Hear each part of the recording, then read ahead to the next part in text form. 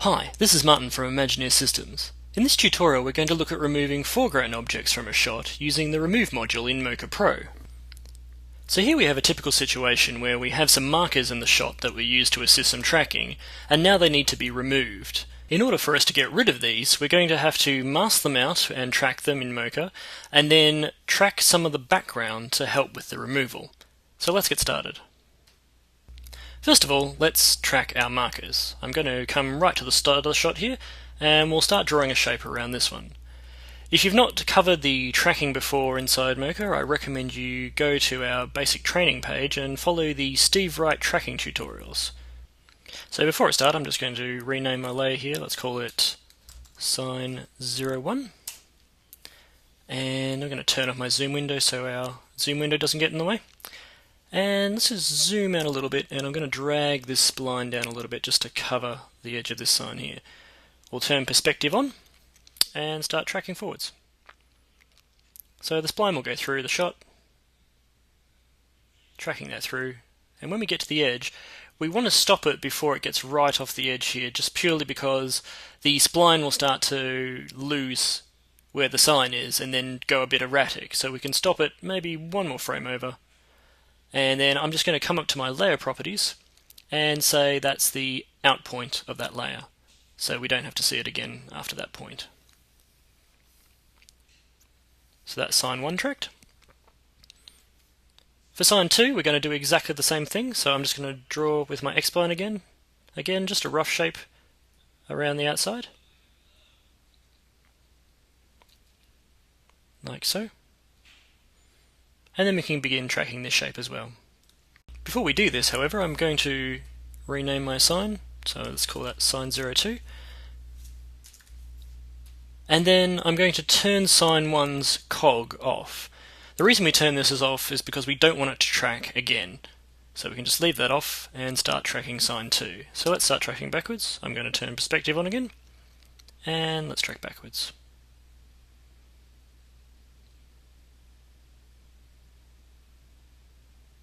And again we're going to stop it when it starts to come out. And I'm just going to inch forward with the frame tool until it's off screen, maybe one more. And then I'm going to do the same here. I'm going to set the in point this time, because we're coming from this direction, to 30. You'll see here, because a lot more length of the sign comes in over time, we're going to need to stretch it down.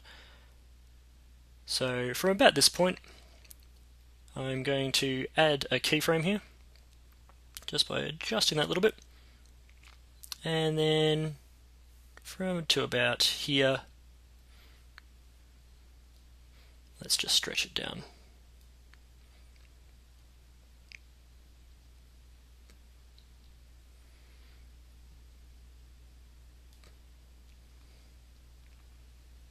Just so we keep that sign in shot. Now that we have these two signs tracked, I'm going to turn the cog off of sign 2 as well. And let's have a quick look at this. So we've got both our signs tracked in separate layers. I can turn my matte on for both layers so we can see how they're covered. So now the signs are completely covered throughout the whole shot. We now want to deal with the background, which is going to be used to help replace these foreground signs. So to start with, I'm just going to draw a large patch in the background to cover most of the ground area that will be used to replace the sign. So this is fairly broad. We want to, when we're actually tracking the background, to make sure that it is actually behind the foreground objects. So we drag this down to the bottom of our stack.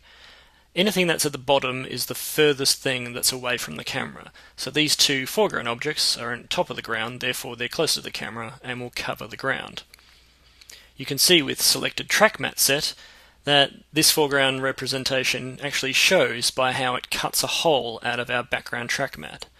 So if I just scrub through here before I start tracking, you can see this foreground sign is also cutting a hole inside the red of the matte here. So let's start our track backwards on this ground plane now. So I'm going to select my perspective. The minimum percentage of pixels here is about 30, but I'm going to actually ramp it up to about, say, 90. The reason for this is that although we've got some texture detail in the background here, I want to make absolutely sure that it's a solid lock, because in removals you have to make sure that the background is completely locked in place, otherwise you'll get strange bleeding in your removes. So let's do our track now.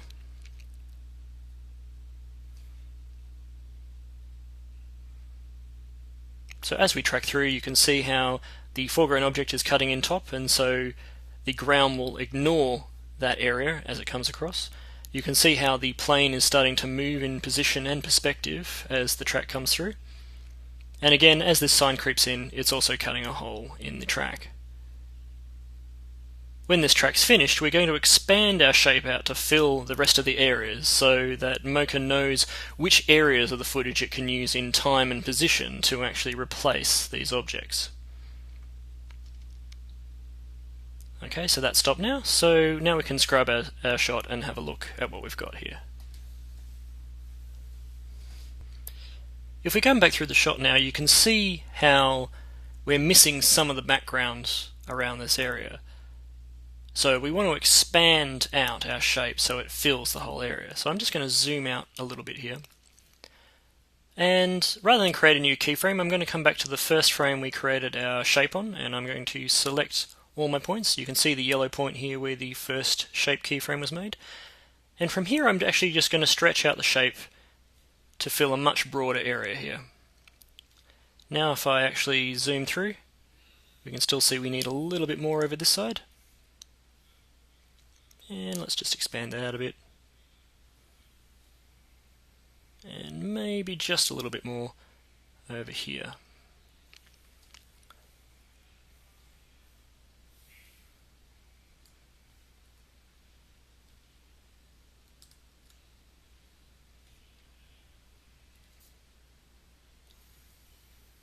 So once we have our broad shape, we can actually come across to the Remove tool and start to do our remove.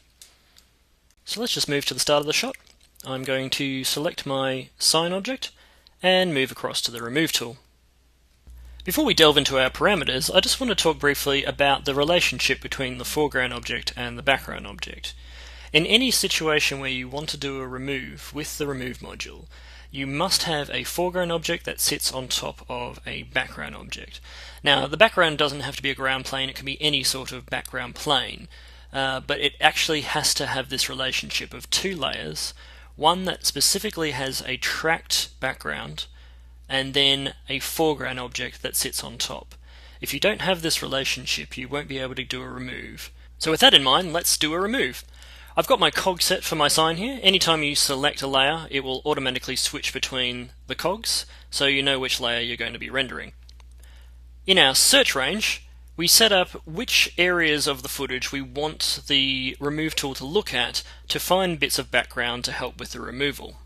For example, if you are only interested in using the first 10 frames of the background to help with the removal because other things happen in the shot that will not help the remove, you can adjust this last frame parameter down to 10, and the Remove tool will only look in the first section of the timeline to help with the removal. The same goes for the frames before and frames after. As the playhead moves through the shot, the frames before and frame after tells Mocha how far to look behind and ahead of the frame you're on to help with that removal. So if we had a very, very tight shot where things were changing all the time in the background, we could reduce this frame down to say 5 either side, so Mocha would only look a few frames ahead and a few frames behind to help with the foreground removal. Illumination modeling is useful when there are lighting changes in the footage. Normally you'd like to keep this at none because that will be the fastest way to process your remove. However, we have our two options of linear and interpolated illumination modeling should you need it. Linear works best if you have a very progressive change of lighting in your footage, such as an aperture shift, and interpolation modeling is useful when you have, say for example, a single clean plate to help with your shot, but there are still lighting shifts throughout the scene. If you've removed an object and the edges haven't come out as clean as you may like, you can use a dissolve either via blending or randomizing the pixels, combined with a dissolve width to actually help fuzz those edges to blend in with the rest of the plate. If your background isn't entirely planar, you can try turning on 3D compensation to help remove some of the artifacts that may occur from this. When Mocha can't find enough background to fill the area that you're removing, you can use this option here to flood fill the rest of the matte with pixels. Now we've gone through these, we're going to start doing a remove. So I'm going to actually leave all of these as default because we've got a reasonably nice clean background here. And we've got our sign selected, so I can just click render forwards. So I'll turn off my overlays here so you can see how it's being removed. So we're churning through and it's trying to find how to remove the shot. And you can see it's cleanly getting rid of that sign.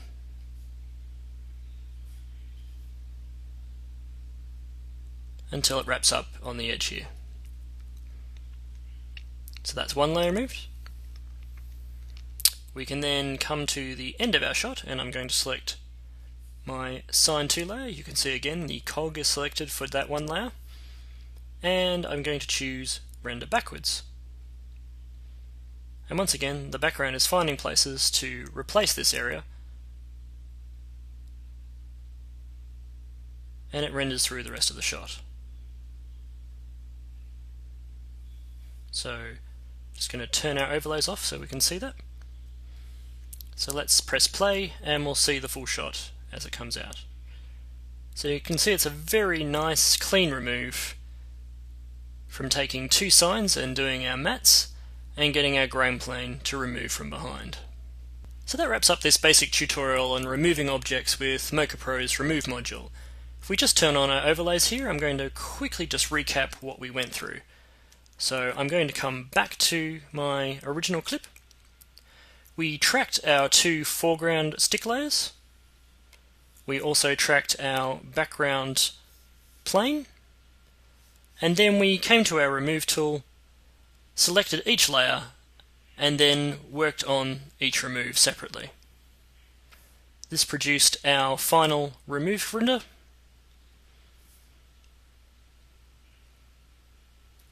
Which resulted in this lovely clean plate.